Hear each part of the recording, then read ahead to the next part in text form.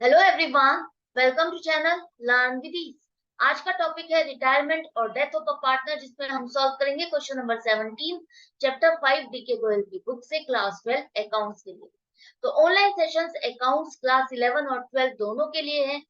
बहुत ही minimum price पर मैंने रखा है ताकि सभी स्टूडेंट इसको अफोर्ड कर सके, इजीली अकाउंट्स को समझ सके। अभी तक जो वो प्रैक्टिस करते जा रहे हैं, जो डाउट्स उनके हैं और किस तरह से अकाउंट से पेपर को बहुत जल्दी और इजीली कंप्लीट करना है, ये सभी ट्रिक्स और टिप्स के साथ मैं सेशंस लेती हूँ। अगर आप चाहते हो, इंटरेस्टेड हो, तो मुझे इस नंबर पर व्हाट्सएप कर सकते हो अपना अपना नाम और क्लास। तो तीन पार्टनर है X Y Z, profit sharing ratio 5:4:3। एक पार्टनर एक्स जो है वो रिटायर हो रहा है फर्म से, मतलब कि छोड़कर जा रहा है। अब आगे चल करके रिमेनिंग पार्टनर्स वाई और जेड जो हैं, उनकी प्रॉफिट शेयरिंग रेशियो क्या होगी। न्यू प्रॉफिट शेयरिंग रेशियो उन दोनों के बीच में क्या होगी, वाई और जेड ने डिसाइड किया है।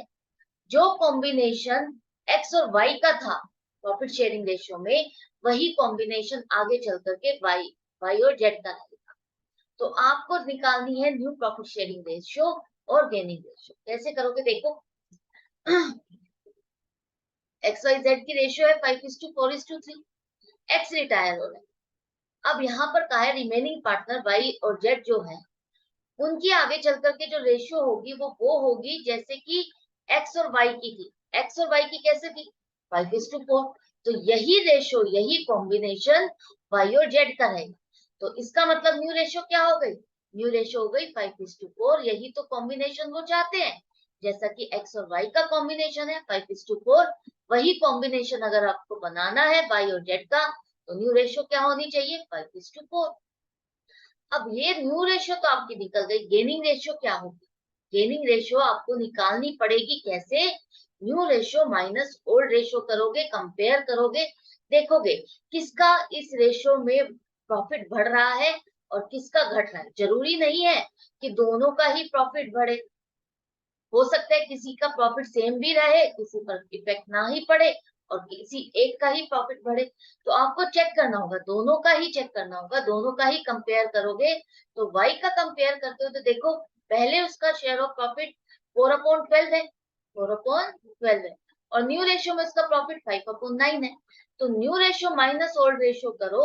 अब देखो, न्यू के अकॉर्डिंग उसका शेयर ऑफ प्रॉफिट बढ़ गया है और ओल्ड के अकॉर्डिंग उसका क्या था, कम था। कितना बढ़ गया, 8/36। ये फ्रैक्शन बता रही है कि इसका शेयर ऑफ प्रॉफिट कितना बढ़ गया है, इसको गेन कितना हो रहा है एक्स के जाने के बाद। और ये भी इसका मतलब है कि एक्स के शेयर ऑफ प्रॉफिट में से इसको कितना मिल रहा है, 8/36। इसी तरह से आप यहाँ पर जेड का देखो, new ratio minus old ratio करो। न्यू रेशियो 4/9 होगी, ओल्ड रेशियो में उसका है 3/12। तो यहाँ पर उसका शेयर ऑफ प्रॉफिट भी बढ़ गया, कितना, 7/36। इतने से इसका प्रॉफिट बढ़ गया है। इसका क्या मतलब है, इसको पहले से ज्यादा प्रॉफिट मिलेगा और एक्स जो चला गया है उसके शेयर ऑफ प्रॉफिट में से इसको इतना पार्ट मिल रहा है। तो अब आपको गेनिंग रेशियो निकालनी है, तो आपके पास दोनों के गेन करने की फ्रैक्शन आ गई है। तो इसको आप रेशियो में लिख सकते हो। कैसे, देखो, यहाँ पर इन दोनों का डिनोमिनेटर सेम है, तो आप डायरेक्टली इसको रेशियो में लिख दो, 8:7।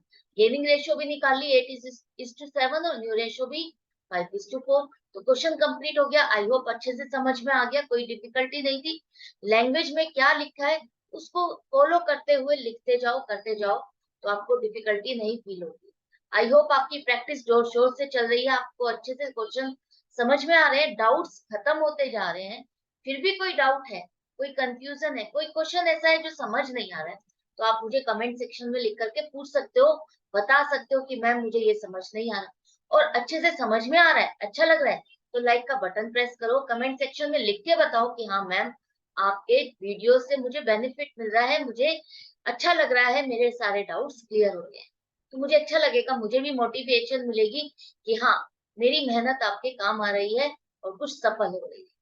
तो मिलती हूँ नेक्स्ट वीडियो में नेक्स्ट क्वेश्चन के साथ, लेकिन आप बने रहना, प्रैक्टिस जारी रखना। Good bye and take care.